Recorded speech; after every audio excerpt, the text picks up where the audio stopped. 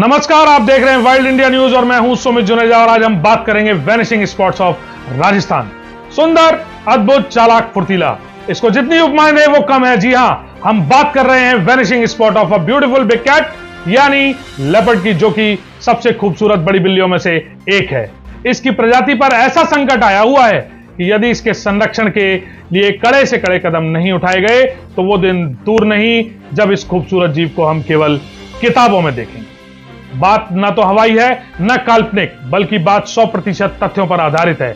हम बात कर रहे हैं अर्बन लेपर्ड्स की, यानी वो तेंदुए जो शहरों के नजदीक अनप्रोटेक्टेड एरिया में रहते हैं। भोजन के लिए यह प्रजाति कहीं ना कहीं किसी तरह से या तो कैटल या कुत्ते पर निर्भर है, क्योंकि इन लेपर्ड्स के लिए शहरों के आसपास इनका नेचुरल प्रे बेस नहीं है। दूसरी बात, राजस्थान में अर्बन लेपर्ड्स की संख्या कितनी है, ना तो इस पर अभी तक कोई शोध हुआ है, ना ही इसकी संख्या का सटीक आधिकारिक आंकड़ा मौजूद है। हाल ही में उदयपुर में तेंदुए के नाखून के साथ वन्यजीव शिकारियों को गिरफ्तार किया गया। यह तो वो बात है जो सामने आ गई। ऐसे कितने ही जानवर लगातार संगठित वन्यजीव अपराध के हत्थे चढ़ रहे हैं। कागजों में भले ही आप इनकी संख्या बढ़ा लो, लेकिन धरातल पर इनकी संख्या लगातार कम हो रही है। Wild life crime control bureau के अनिल रोजर्स बताते हैं, संगठित वन्यजीव अपराध विश्व के तीसरे चौथे नंबर का संगठित अपराध है। विदेशों में वन्यजीवों के अंगों की डिमांड होने से लगातार वन्यजीवों को मारा जा रहा है।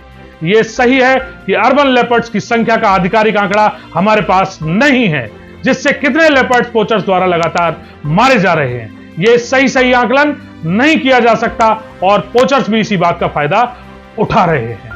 हमें वन्यजीव संरक्षण के लिए कड़े से कड़े कदम उठाने होंगे, वहीं वन्यजीव संरक्षण के कानूनों में भी बदलाव करना होगा, अन्यथा देर हो जाएगी।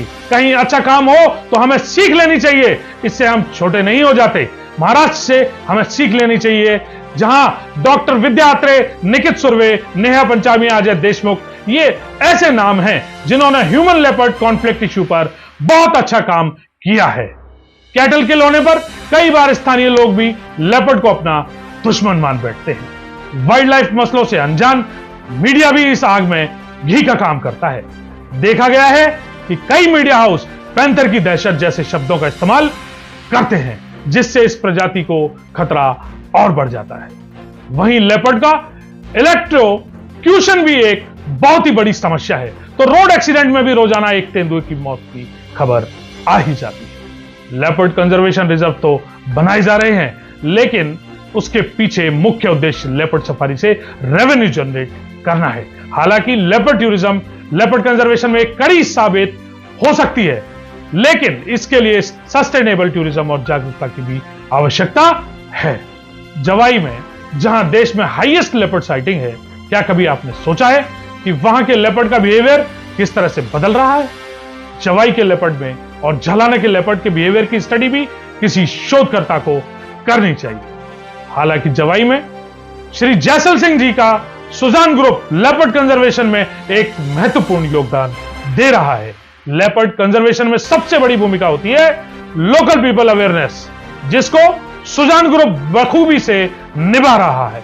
आज के समय में इस कीस्टोन स्पीशीज के प्रति हमारी उदासीनता का नतीजा यह है कि यह प्रजाति संकटग्रस्त से अति संकटग्रस्त की श्रेणी में आती जा रही है। अभी भी समय और मौका है उच्च अधिकारियों के पास, स्टेक होल्डर्स के पास, होटलियर्स के पास, प्रेस एंड मीडिया के पास, कि लेपर्ड्स को बचाने के लिए एक मुहिम छेड़ी जाए, और वाइल्ड इंडिया न्यूज इसकी शुरुआत कर चुका है।